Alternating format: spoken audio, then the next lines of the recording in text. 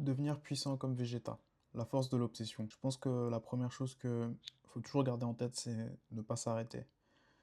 Dans tes objectifs, dans tes rêves, dans tes aspirations, ne pas s'arrêter quoi qu'il arrive.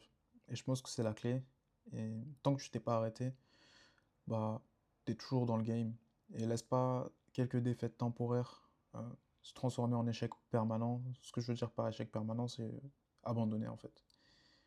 Et ouais, les résultats, ils peuvent prendre du temps.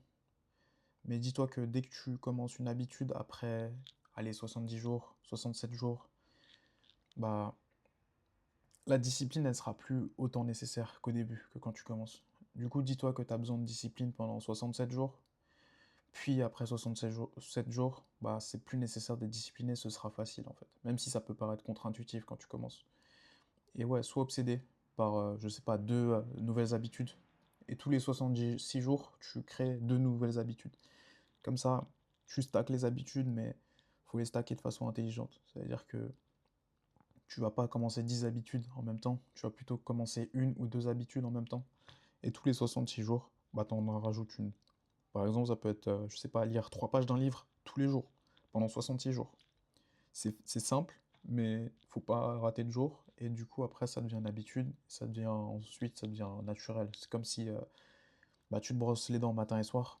Bah là, c'est pareil. Tu vas lire un livre tous les jours et ce sera intuitif. Il y aura même pas de. T'auras besoin de le faire.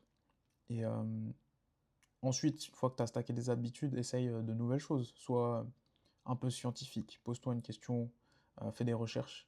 Et bah, en fait, Vegeta, dans Dragon Ball, bah, il a des habitudes. Il a l'habitude de toujours être fier. Il a l'habitude de se poser des questions. Il a essayé plusieurs méthodes d'entraînement.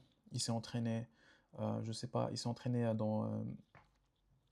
J'ai oublié comment ça s'appelle, mais Bulma lui avait filé une capsule pour s'entraîner. Du coup, il s'est entraîné de cette façon. Ensuite, il s'est entraîné dans la salle du temps. Ça veut dire que il s'est pas limité qu'à une seule méthode d'entraînement. Et toi aussi, tu peux faire pareil.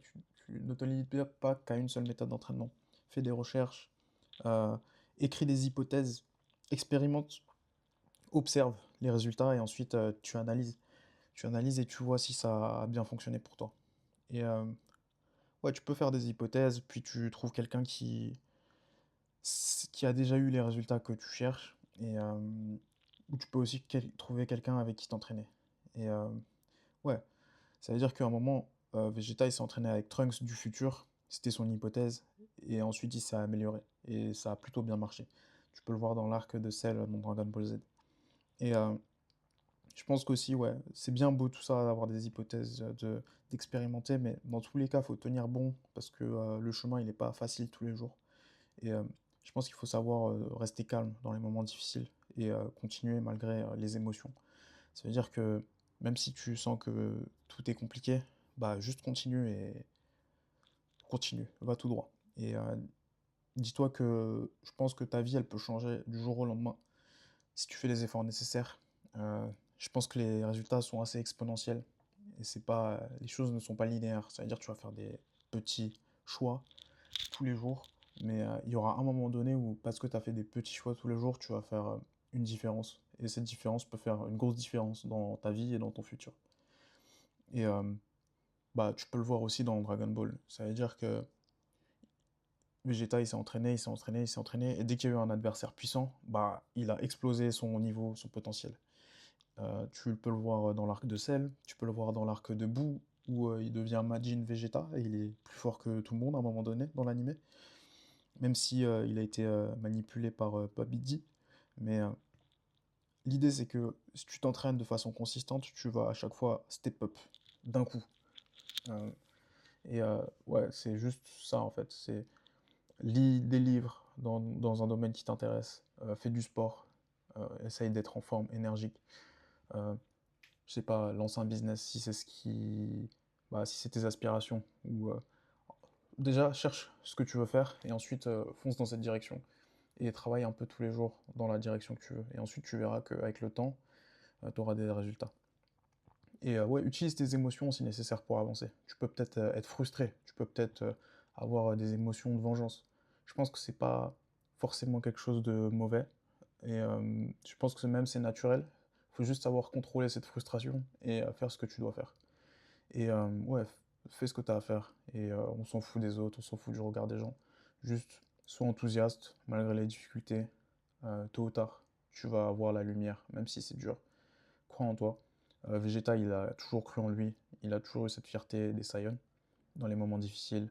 Il a toujours eu cette fierté pendant l'arc de Freezer où tu le vois galérer en tant que... Bah, il est pas aussi fort que Freezer, mais il a gardé cette fierté et il s'est toujours battu. Même si c'était dur, même quand il a douté, il a continué à s'entraîner, puis il a manifesté des transformations. Il est devenu Super Saiyan après.